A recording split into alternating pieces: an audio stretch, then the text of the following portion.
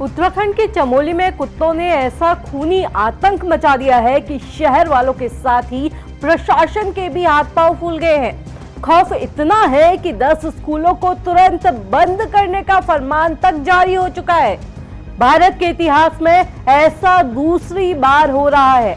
नमस्कार, मैं हूं रक्षिता बोरा और आप देख रहे हैं खबर उत्तराखंड। उत्तराखंड के चमोली जिले के नारायण बगड़ इलाके में कुत्तों ने ऐसा आतंक मचाया है कि लोग अपने घरों से बाहर निकलने में ही कतरा रहे हैं। प्रशासन को 10 स्कूलों में ताले जड़ने पड़ गए हैं।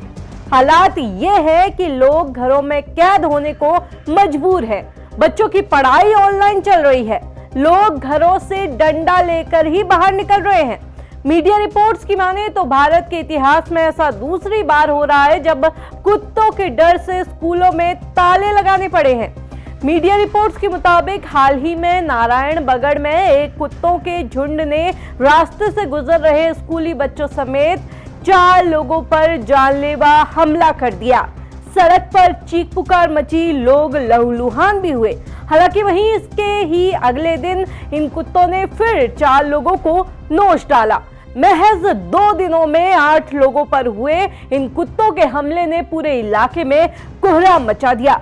जब हमलों की खबर चमोली के जिलाधिकारी को लगी तो उन्होंने मामले की संवेदनशीलता और मासूम बच्चों की जान पर मंडराते खतरे को देखते हुए जिलाधिकारी ने तुरंत एक्शन लिया और उनके निर्देशों पर मुख्य शिक्षा अधिकारी आकाश सरस्वती ने एक ऐसा आदेश जारी किया जिसने पूरे देश का ध्यान नारायण बगड़ की तरफ खींच लिया।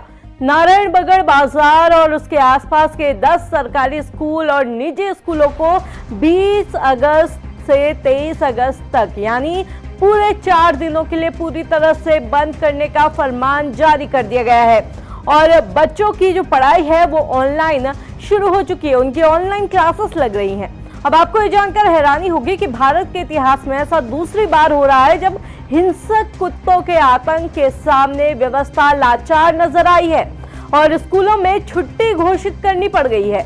इससे पहले ऐसा ही खौफनाक मंजर जम्मू कश्मीर के राजौरी में देखने मिला था जब राजौरी की 8 ग्राम पंचायतों में कुत्तों का आतंक इस कदर बढ़ गया था कि एक दिन के लिए सभी स्कूल बंद करने पड़े थे।